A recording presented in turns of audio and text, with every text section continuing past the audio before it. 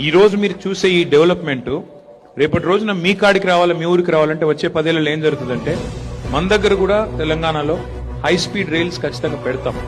ఇక్కడ నుంచి ఆదిలాబాద్ పోవాలంటే కూడా గంటన్నర లోపల హై స్పీడ్ రైల్లో పోయేటట్టు ఉంటుంది. అప్పుడు ఏమైతుందంటే ఈడికెళ్ళి ఖమ్మం పోవాలంటే కూడా గంటన్నర లోపల అక్కడ ఉండాలి.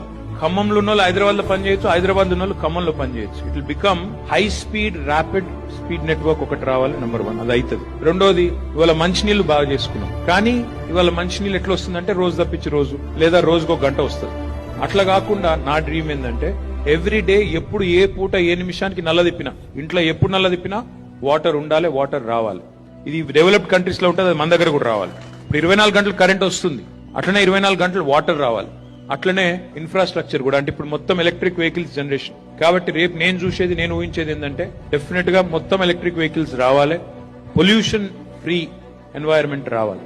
ఆఖరి మాట ఏంటంటే ఇప్పుడు ఆల్రెడీ మెడికల్ కాలేజ్ వచ్చింది, ప్రతి జిల్లాలో నర్సింగ్ కాలేజ్ వచ్చింది. రేపటి రోజున ప్రతి జిల్లాలో ఐటీ హబ్ రావాలి, ప్రతి జిల్లాలో స్కిల్ డెవలప్మెంట్ సెంటర్స్ రావాలి. వచ్చి మన పిల్లలకి ఎక్కడ కావాలంటే అక్కడ